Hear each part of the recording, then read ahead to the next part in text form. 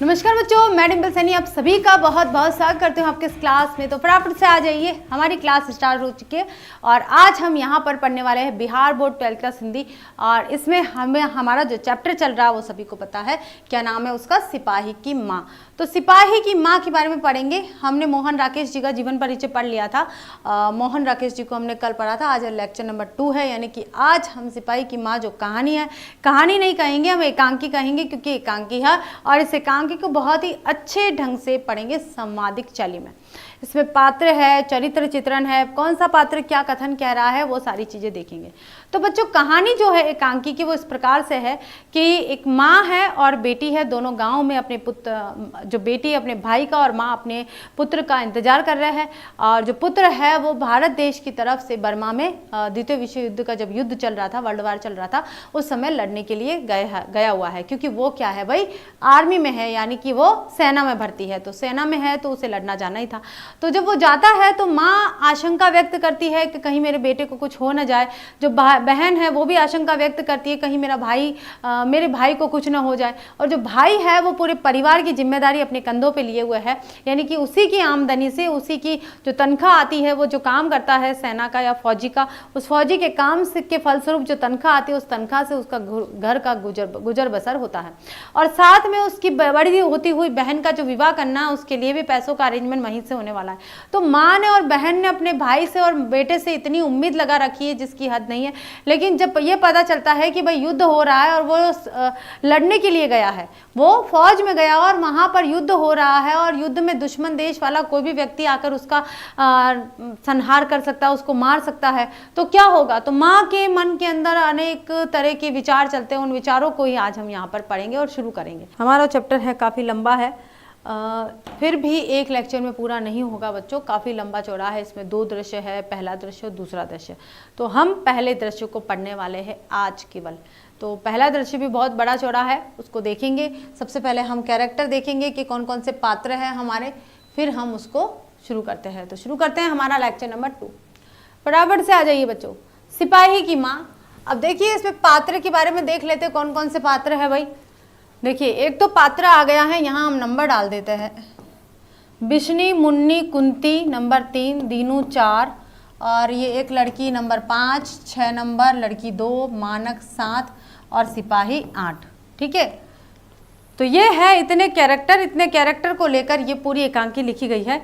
देहात के घर का आंगन है। देहात कौन होते हैं, काफ़ी ग्रामीण। ठीक है, ग्रामीण के घर का आंगन बना हुआ है और अंधेरा है, सीलदार है। कैसा है, सीला सीला सा है।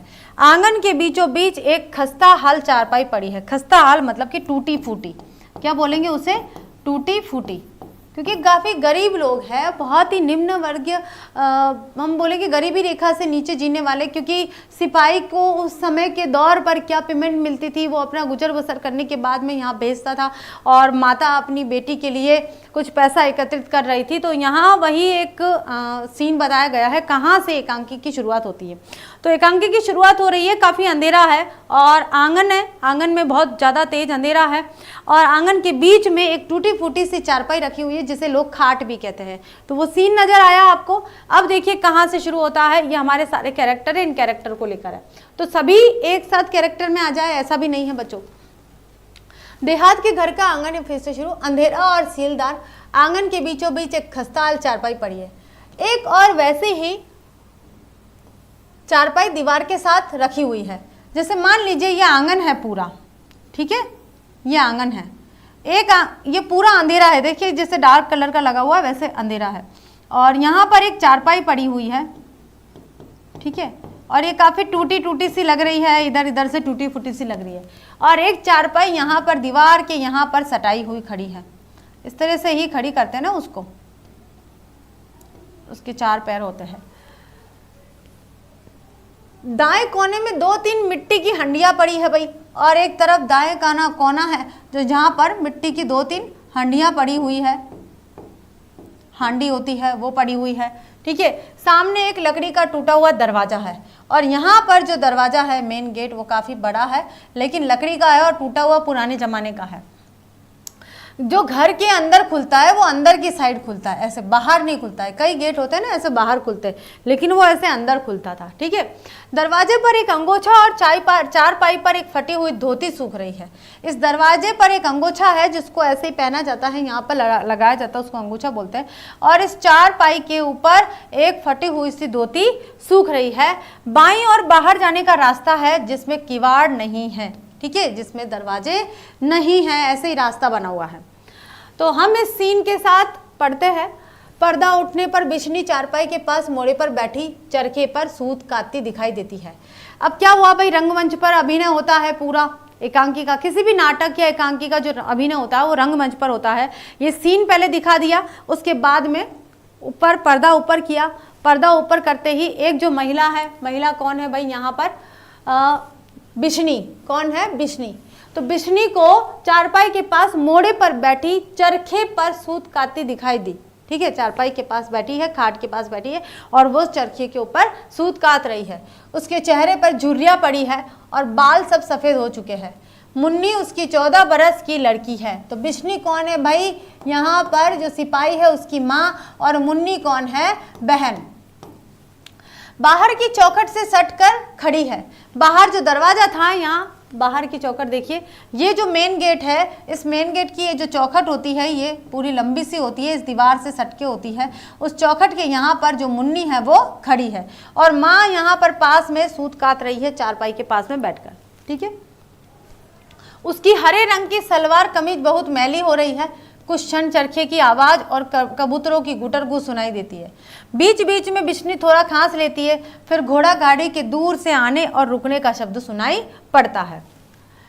तो सीन पता चल गया आपको अच्छे से भाई, क्या सीन है, एकांकी का नाटक हो रहा है, प्ले हो रहा। प्ले में क्या सीन है भाई, एक लड़की दरवाजे पर ऐसे खड़ी है और माँ है वो जो सूत काट रही है और उसके जो सफ़ेद सलवार कमीज है वो थोड़े से मैले से हो रहे हैं और माँ सूत काट रही है, उसकी आवाज़ आ रही है, साथ में कबूतरों की गुटरगू की आवाज़ आ रही है, साथ में घोड़े गाड़ी के रुकने का शब्द भी सुनाई पड़ता है।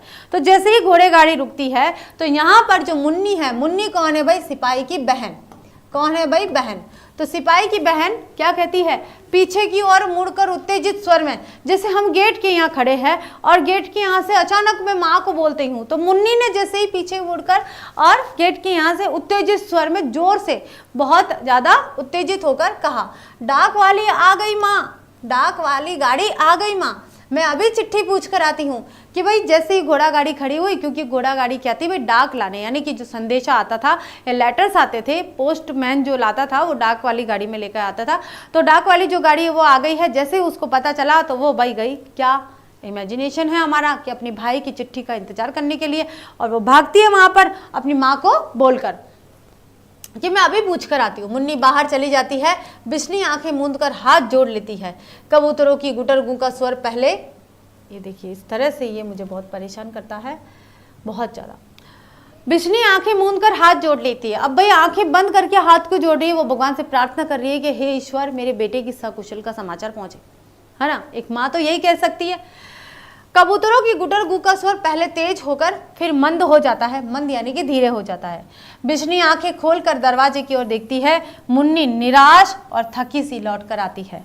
बिशनी क्यों नहीं, डाक वाली गाड़ी ही थी कि, मतलब जो बिशनी है वो माँ से पूछ रही है, यहाँ पर संबोधन है। जो मुन्नी है वो निराश होकर आ जाती है, क्योंकि लेटर नहीं आता है, चिट्ठी नहीं आती है, डाक नहीं आती है, निराश हो जाती है, फिर लौट जाती है, थकान सी महसूस होती है उसको। तो बिशनी उसे संबोधित करके कह रही है कि भाई क्यों रही, डाक वाली गाड़ी थी या नहीं थी भाई, ठीक है। तो यहाँ मुन्नी कहती है हाँ डाक वाली गाड़ी थी। घोड़ा गाड़ी के चलने और क्रमशः दूर होने का शब्द सुनाई देता है। बीच बीच में ये साउंड भी आता है, जैसे ही घोड़ा गाड़ी चलना शुरू कर देती है और धीरे धीरे जाती जाती टर टर टर टर टर टर की आवाज़, कर कर कर की जो आवाज़ है धीरे धीरे धीरे धीरे मंद होती सी नजर आती है। अब उसका स्वर थोड़ा कम पड़ गया है, तो इससे पता चलता है कि अब काफ़ी दूर चली गई है। मुन्नी बिशनी के मोड़े के पास फर्श पर बैठ जाती है।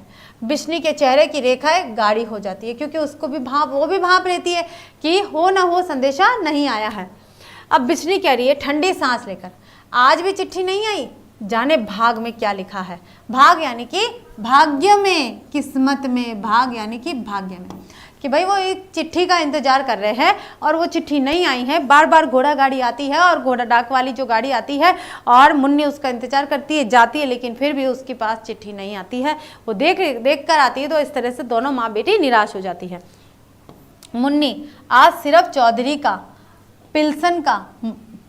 का पिल्सन का मनी ऑर्डर आया है और कोई चिट्ठी नहीं आई है। कि आज तो केवल चौधरी और पिल्सन का मनी ऑर्डर आया भाई, कोई चिट्ठी विट्ठी नहीं आई है। बिशनी, ये मुँहे जाने चिट्ठी रास्ते में रख लेते होंगे कि क्या करते हैं। मेरा मानक तो ऐसा नहीं कि 2-2 महीने चिट्ठी ना लिखे। पहले हर 15 रोज चिट्ठी आ जाती थी, अब की न जाने कौन पहाड़ रास्ते में खड़ा हो गया। से कम अपनी राजी खुशी तो लिख देता। वो अपने बेटे के लिए कह रही है, बेटा मानक है, मानक सिपाही है, सेना के साथ युद्ध करने गया हुआ है, तो माँ को अभी ये सब पता नहीं है। तो माँ इंतजार कर रही है भाई, बिशनी और माँ, मुन्नी और बिशनी दोनों जो है माँ बेटी दोनों इंतजार कर रही है भाई, या तो मनी ऑर्डर आ जाए या फिर चिट्ठी आ जाए भाई।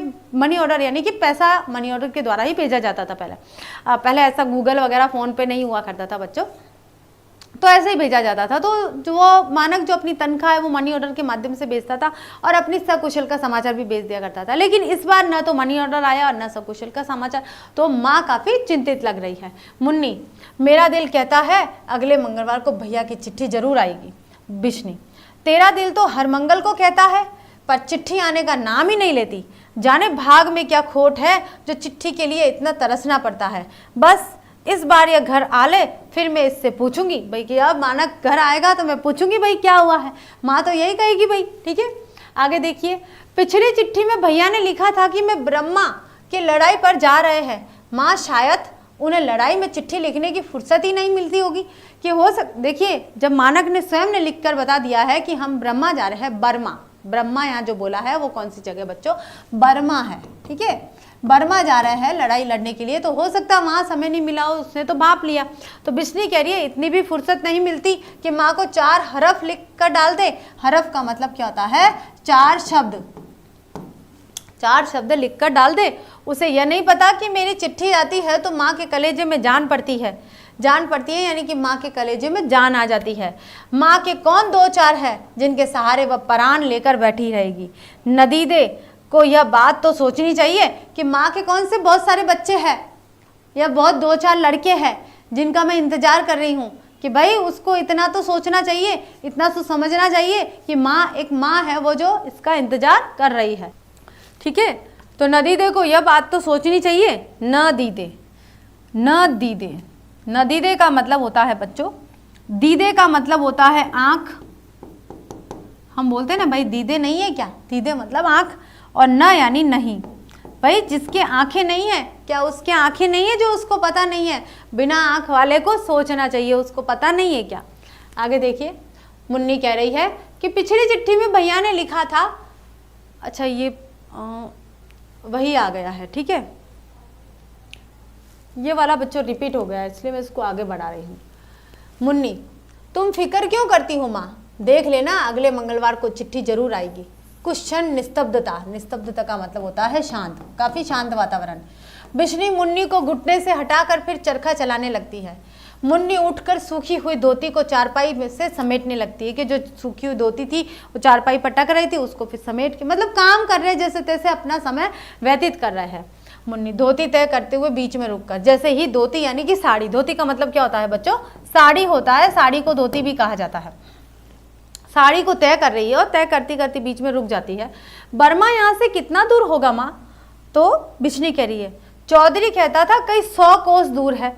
जाने चौधरी को भी पता है या नहीं, जब जो उसके मुंह में आता है कह देता है। मतलब अब कई सुनी बातें हैं, उनको यही नहीं पता कि बर्मा कहाँ पर है, वो बस अनुमान लगा रही कि भाई बर्मा यहाँ से कितना दूर है, कैसे जाया जाता है, कोई सड़क है या कौन सी ट्रेन जाती है, वगैरह वगैरह बहुत सारे इनके मन में ख्याल आते हैं। तो माँ कहती है भाई चौधरी कहता है कोई 100 कोस दूर है, ठीक है। तो मुन्नी, चौधरी यह भी कहता है कि वहाँ गाड़ी मोटर नहीं जाती, पानी वाले जहाज में बैठकर वहाँ जाना पड़ता है। तो बिशनी, यह तो मानक भी कहता था कि कलकत्ते से बर्मा पानी वाले जहाज में बैठकर जाते हैं। मानक कलकत्ते के समुद्र में पानी वाले जहाज देखकर आया था। मुन्नी, बर्मा से चिट्ठी भी आई तो फिर माँ जहाज में ही आती होगी। अगर हमारी चिट्ठी वाला जहाज डूब गया हो तो। अब देखिए कितनी आशंकाएं व्यक्त की जा रही है। भाई चिट्ठी क्यों नहीं आई, 2 महीने हो गए हैं, बेटा हर 15 दिन में चिट्ठी लिखता था लेकिन इस बार नहीं आई है, इसका मतलब कोई ना कोई बात हुई है। तो यहाँ जो बहन है वो कह रही है शायद लड़ाई लड़ने गए हैं इसलिए फुर्सत नहीं मिली होगी, या फिर शायद चिट्ठी जहाज से आती है तो हो सकता है कि जहाज ही डूब गया हो तो हमारी चिट्ठी भी डूब जाएगी। तो बिश्नी जवाब देती है, ऐसी काली जबान न बोल, मुंह अच्छा न हो तो बात तो आदमी अच्छी करे। मानक कहता था कि जहाज इतना बड़ा होता है कि हमारे जैसे 4 गांव एक जहाज में आ जाए। इतना बड़ा, इतना का मतलब क्या होता है, इतना, ठीक है, इतना बड़ा जहाज कैसे डूब सकता है, कि भाई जहाज कैसे डूब सकता है भाई, ठीक है।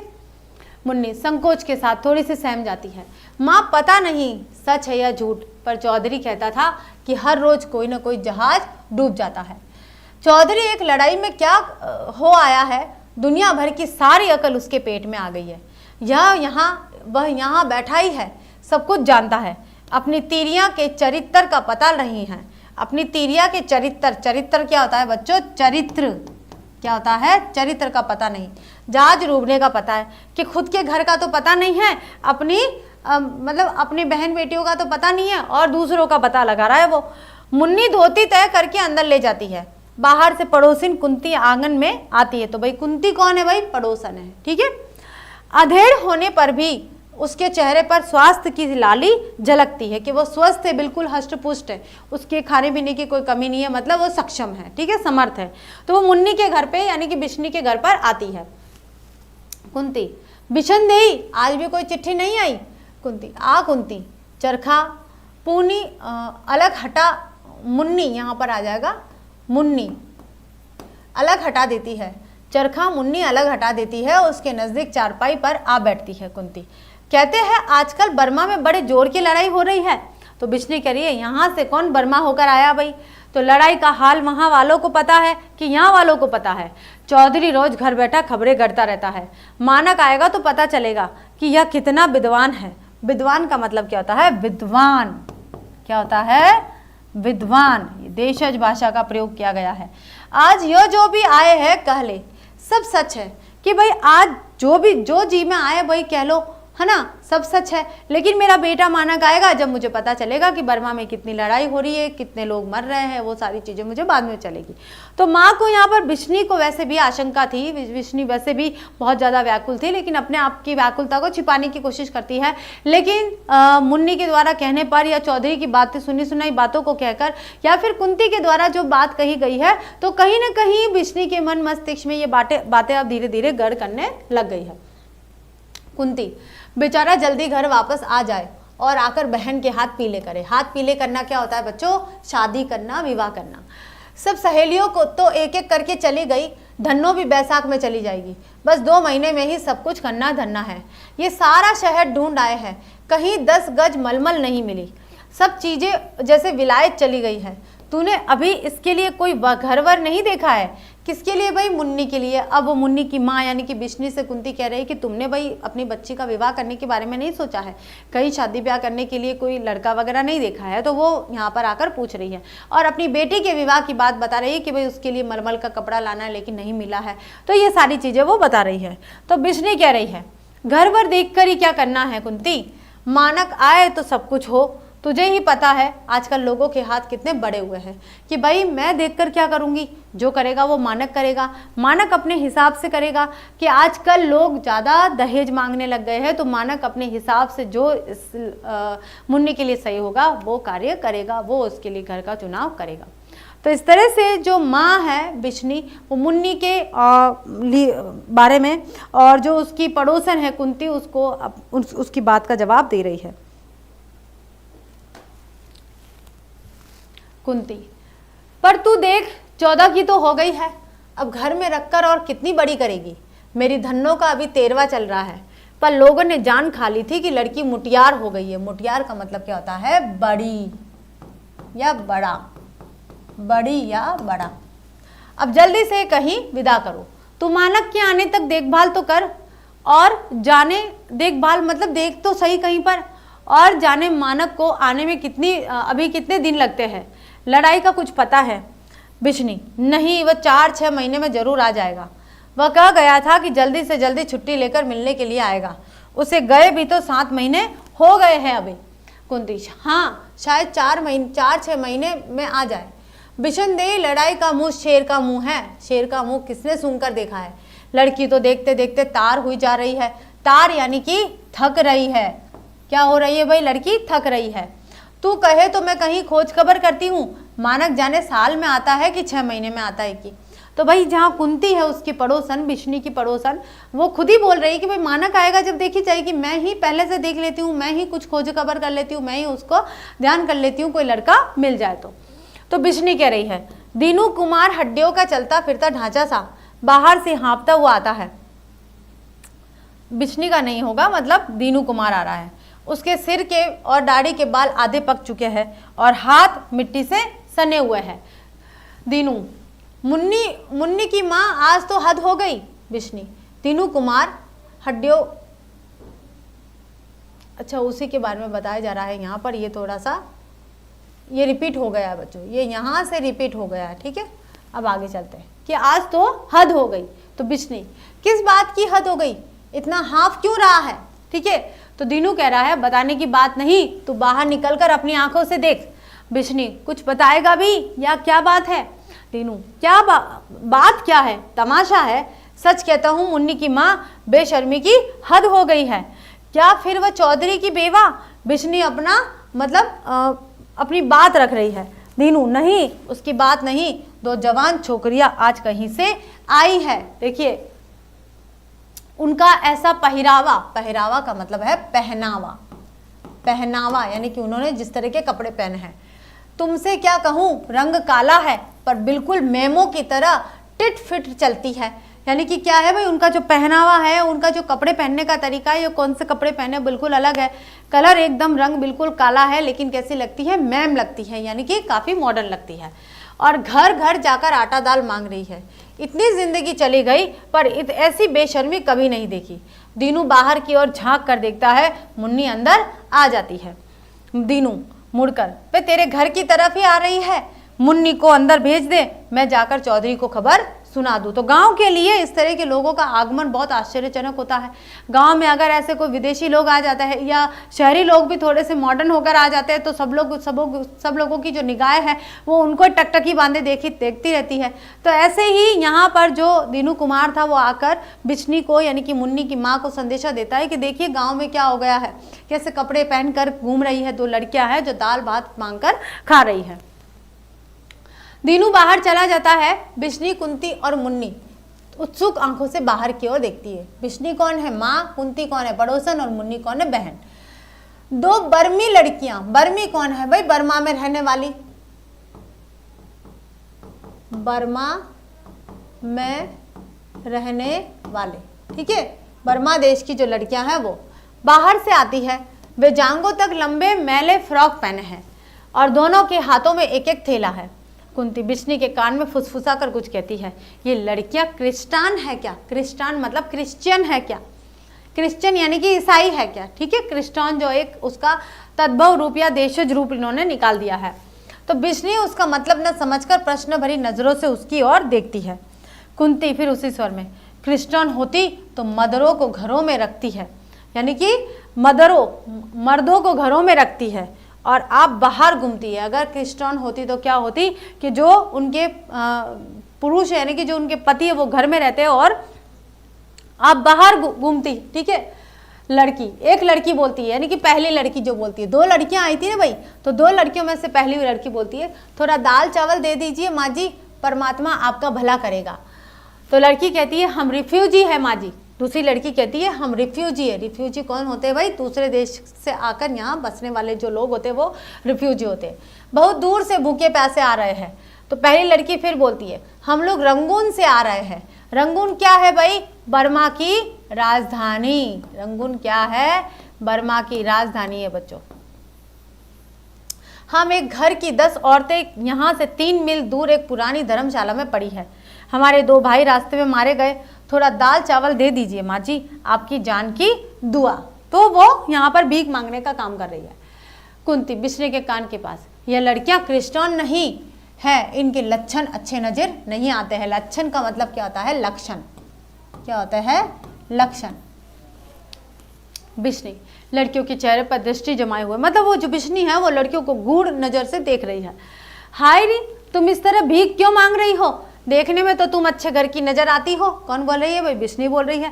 तो पहली लड़की बोलती है, पहले जब घर बार था तब कौन बात, और बात थी कि जब हमारे पास घर बार था तब हम नहीं मांगते थे, और बात थी माँ जी, अब घर बार उजड़ गया है तो भीख का ही आसरा है।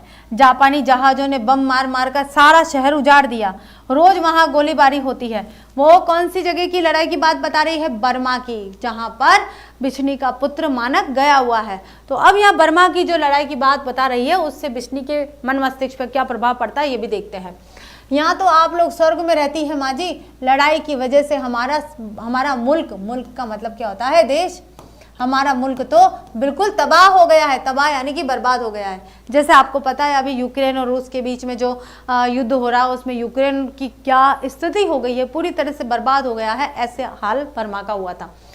फौज को छोड़कर और कोई माँ नहीं रहता। मुन्नी जरा आगे आकर थोड़ा सा, माया कहती है इनके मुल्क में बहुत लड़ाई होती है, इससे पूछो बर्मा इनके मुल्क से कितनी दूर है। तो दूसरी लड़की कहती है हमारे मुल्क का नाम ही बर्मा है भाई हम कहते हैं हमारे मुल्क में लड़ाई हो रही है तो हमारे मुल्क का, हमारे देश का नाम ही बर्मा है। बहन जी हमारा शहर रंगून बर्मा में ही है। बिशनी और मुन्नी एक साथ, तुम लोग बर्मा से आई हो? क्योंकि उनका जो भाई है या बेटा है वो भी बर्मा में गया हुआ है, तो वो कह रही है कि भाई तुम बर्मा से आई हो। तो पहली लड़की बोलती है हाँ माँ जी हम बर्मा से आई है। वहाँ रहने वाले हजारों लाखों लोगों की जानें चली गई कि जिनको जिधर रास्ता मिलता है वह उधर भागकर जान बचाने की कोशिश करता है। बहुत लोग भरे हुए घर छोड़कर चले आए हैं माँ जी आज हम आप लोगों के ही आश्रय है। जो कुछ थोड़ा बहुत आप लोगों के घरों में मिल जाता है उसी से। तो बिशनी बात कट कर, क्यों री बर्मा में बहुत लड़ाई हो रही है? वो पूछ रही है कि भाई उसकी बात पर तो ध्यान नहीं है, उसका जो बिशनी का ध्यान है पूरा का पूरा अपने मानक बेटे की तरफ चला गया है और बेटे के बारे में जानकारी प्राप्त करने के लिए अब उनके मन मस्तिष्क के अंदर प्रश्न उठ गए हैं। तो बिशनी पूछ रही है कि क्या भाई तुम्हारे देश में, तुम्हारे बर्मा में बहुत ज्यादा लड़ाई हो रही है? तो पहली लड़की कहती है माँ दिन रात आग बरसती है माँ जी, हम लोग फिर भी खुशकिस्मत है जो जान लेकर निकल आए हैं। 13 दिन तक हम लोग भूखे प्यासे जंगली रास्ते में चलते रहे। मुन्नी तुम लोग बर्मा से पैदल चलकर आई हो? जी हाँ, जान बचाने का यही रास्ता था। रास्ते में जंगल में बड़ी बड़ी दलदलें पड़ती है, हम में से एक औरत उस दलदल में फंसकर वहीं रह गई है। मुन्नी माँ ये कहती है कि वहाँ से पैदल आई है और चौधरी कहता था कि वहाँ पानी वाले जहाज से जाते हैं। अब देखिए चौधरी और उस लड़की के बीच में कंपेयर हो रहा है बातों में। भाई चौधरी ने क्या बातें बताई? तो लड़की कहती है जी असली रास्ता जहाज का ही है, मगर उस रास्ते में बहुत खतरा है। जापानी लोग जहाज़ों को रास्ते में ही डुबो देते हैं और हम लोगों को जहाज मिलते भी नहीं। जहाज़ों पर सिर्फ फौजी लोग आते जाते हैं, हम जैसे नागरिक नहीं आते जाते। तो बिशनी सिहर जाती है, थोड़ी सी कांप जाती है। क्यों? क्योंकि उसको समझ में आ गया ये लड़कियां बर्मा से आई है और बर्मा में युद्ध हो रहा है और वहाँ पर आग बरस रही है, यानी कि कोई भी जिंदा नहीं रह सकता है। और अगर सिपाही आते हैं तो वो उसमें जहाज में आएंगे।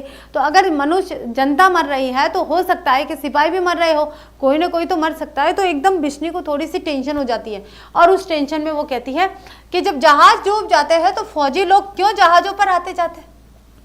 क्योंकि जापान की जो सेना थी वो बर्मा पे आक्रमण कर रही है और बर्मा पे आक्रमण कर रही है तो उसके जहाज़ों पर भी आक्रमण कर रही है। तो जब सेना को जहाज लेकर जा रहा है, तो जब जहाज को डुबो देती है तो सेना जहाज पर क्यों जा रही है? फिर सरकार इतनी मूर्ख यानी मूर्ख है कि फौजियों को डूबने के लिए भेज देती है।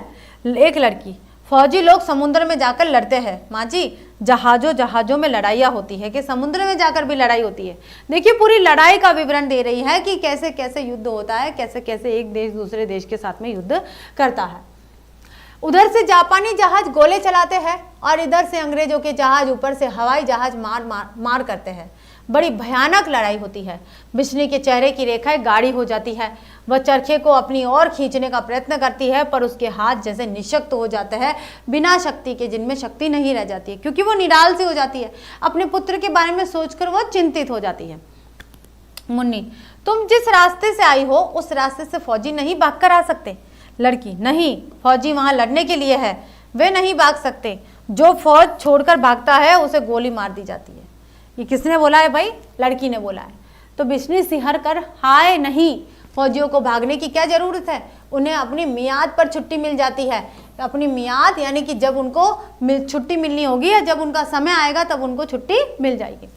जिसे आना होगा वह छुट्टी लेकर आ जाएगा, भाग कर क्यों आएगा, वे इतने अनजान थोड़ी है कि भाई अब उसको डर लग रहा है कि मान लीजिए कहीं मानक भागकर आ गया तो उसको गोली मार देंगे। तो वो ये कह रही है कि कोई बात नहीं, वहीं डटे रहो, मानक भी है तो वही वहां डटा रहे, लेकिन बस गोली न लगो उसको, आए तो छुट्टी लेकर ही आए ताकि वो जिंदा और जीवित घर पर आ सके।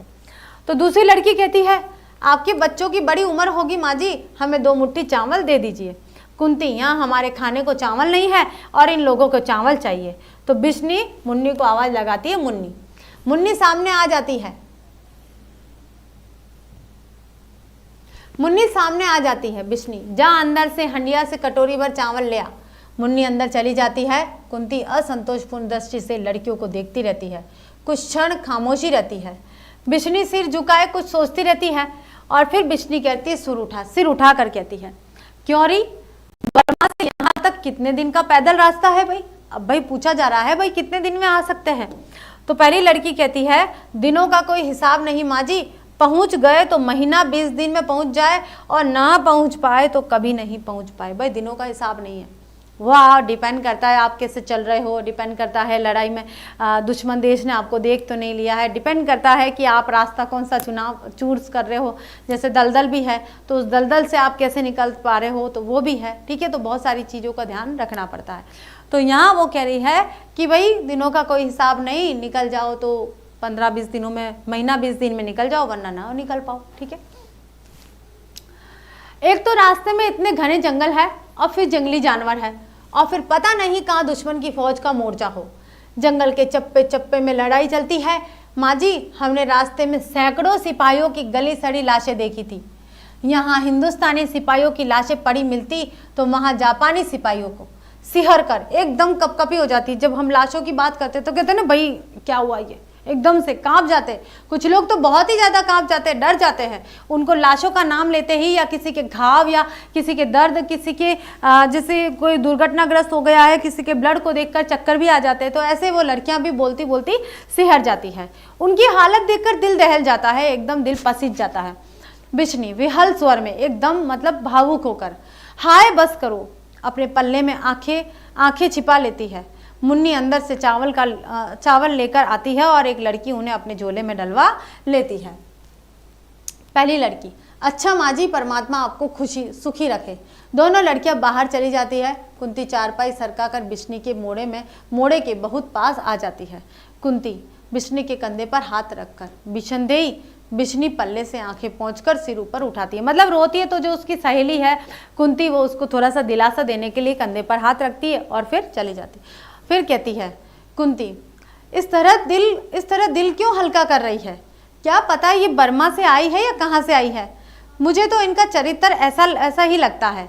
हाय रे राम, लड़कियां हैं कि क्या है, मतलब थोड़ी अजीबोगरीब लग रही थी। बर्मा के देश के जो लोग हैं उनका खान पान है, उनकी जलवायु थोड़ी अलग है, तो वहाँ का उनका शारीरिक जो गठन है वो भी काफ़ी अलग होता है, इसलिए वो थोड़ी उनको अलग लगी। और साथ में जो पहनावा है वो तो बिल्कुल ही अलग होता है, इसलिए वो सब उनको अलग लगा। तो कुंती यहाँ पर बिश्नी को समझा रही है कि भाई ऐसी कोई बात नहीं है, जो लड़कियाँ हैं वो पता नहीं क्या कह रही है, ये आई भी है या नहीं आई है, बर्मा से आई है कहीं और से आई है, ये कोई फिक्स नहीं है। मुन्नी बिश्नी के पास फर्श पर बैठ जाती है। तो मुन्नी कहती है भाई बिश्नी के घुटने को सहलाते हुए, अपनी माँ के घुटने को सहलाते हुए, क्योंकि वो भावुक हो गई है।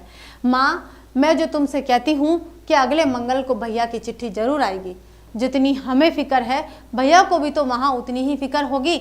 तो बिश्नी आंखें पोंछती हुई मैं कब कहती हूँ कि उसे फिक्र नहीं है, पर इतना तो लिख दे कि माँ मैं यहाँ हूँ और अच्छी तरह से हूँ। सही बात है बेटा, अगर बच्चों को ये पता चल जाए, माँ को ये पता चल जाए कि उसका जो बच्चा है वो सुरक्षित है, सही है, बिल्कुल एकदम, तो माँ को थोड़ी सी दिलासा मिल जाता है, उसको हिम्मत मिल जाती है। लेकिन यहाँ तो लड़ाई की बातें पता चल रही है, युद्ध की बातें पता चल रही है, लेकिन ये नहीं पता चल रहा कि उसका पुत्र कैसा है। तो उसके अंदर अभी भी उसकी खैर खबर को जानने की उत्कंठा है। तो मुन्नी कह रही है और क्या पता माँ कि भैया आप छुट्टी लेकर आ रहे हैं और इसलिए उन्होंने चिट्ठी न लिखी हो। भाई अब मुन्नी अपनी माँ को समझाने की कोशिश कर रही है। अब बिश्नी ठंडी सांस लेती है। क्या पता, अब माँ कह रही है ऐसा है, बेटी कह रही है ऐसा है, कुंती ने कुछ और कहा है, और जो दोनों लड़कियां उन्होंने कुछ और कहा है, तो कहानी काफ़ी उथल पुथल के भाव में चल रही है। तो मुन्नी कह रही है भाई मेरा दिल कहता है कि भैया आज ही आएंगे। क्या बोला है? आज ही आएंगे। बिश्नी कुछ न कहकर उसके सिर पर हाथ फेरने लगती है। कुंती अपनी ही सोच से जागकर, कुंती जो है उसकी पड़ोसन है, वो अपनी सोच में जागकर, ये लड़कियां इतनी बड़ी हो जाती है फिर भी इनके घर वाले इनका ब्याह नहीं करते। अब देखिए, क्योंकि जो कुंती है वो अपनी बच्ची की 13 साल की उम्र में शादी कर रही है, और अपनी पड़ोसन बिश्नी की बेटी जो है मुन्नी, उसकी 14 साल की उम्र हो गई है, उसकी चिंता कर रही है। और ये जो बर्मा से आई लड़कियां, ये तो काफ़ी बड़ी लग रही है, तो कह रही है भाई इनका ब्याह नहीं करते, इनका विवाह नहीं करते। तो बिश्नी क्या मालूम मुन्नी की ठुड्डी उठाकर, ऐसे ये जो ठुड्डी होती है, इसको ये चिन्ह होती है ना, उसको ठुड्डी बोलते हैं, ठुड्डी उठाकर और उसका चेहरा देखती है, फिर उसका माथा चूमकर उसे साथ सटा लेती है। बिश्नी तेरा दिल कहता है बेटी, चिट्ठी ना आई तो वह आज ही आएगा, आप ही आएगा, मतलब खुद ही आएगा। अब बिश्नी कह रही है यहाँ पर, क्या कह रही है कि तेरा दिल कहता है बेटी, चिट्ठी ना आई तो वह आप ही आएगा। कि तू अगर कह रही है कि चिट्ठी नहीं आएगी और चिट्ठी नहीं आई तो कि वो खुद आ जाएगा, तो क्या वास्तव में वो खुद आ जाएगा क्या? मतलब उसको अब बिश्नी को थोड़ा सा लग रहा है कि शायद मेरा बेटा आ जाए, क्योंकि जो बहन है वो काफ़ी सच्चे मन से कह रही है कि भाई अगर वो खुद चिट्ठी नहीं आई, इसका मतलब भैया खुद ही आने वाला है। तो बिश्नी के अंदर एक थोड़ी सी उसने खुशी की लहर यहाँ पर जगाई है इस बात को, आई तो वो खुद ही आएगा। मुन्नी लाड़ से माँ के गले में बाहें डाल देती है। कैसे? माँ बैठी है तो माँ ने कह दिया भाई मुन्नी तुम कहती हो कि वो भाई नहीं आएगा, मतलब चिट्ठी नहीं आएगी, वो खुद ही आएंगे, तो वो प्रसन्न हो जाती है। और जो मुन्नी है वो भी प्रसन्नता से अपने बैठी हुई माँ के गले में, बाहों में अपनी बाहें डाल देती है, और बिश्नी उसे चूमकर और साथ सटा लेती है और अपने पास कर लेती है। ठीक है, और पर्दा गिरता है। तो यहाँ पर हमारे एक अंक का समापन।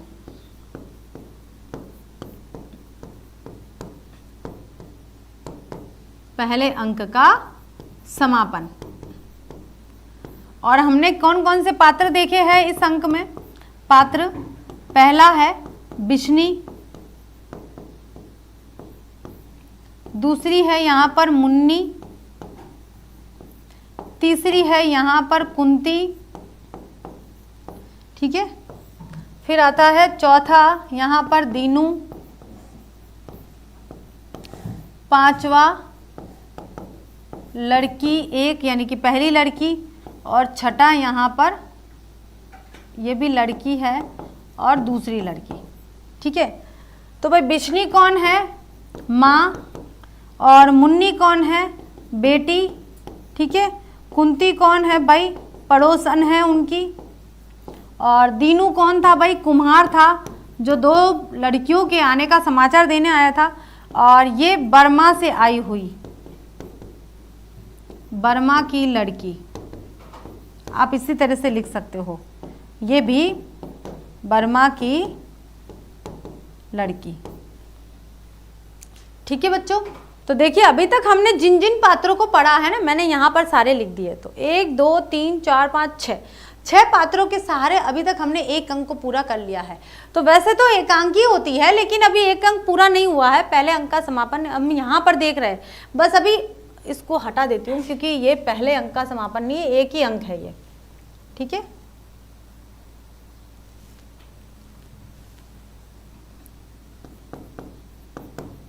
एक दृश्य का समापन। ठीक है, समापन। जो दृश्य था, एक सीन था। कौन सा सीन था आपको पता है?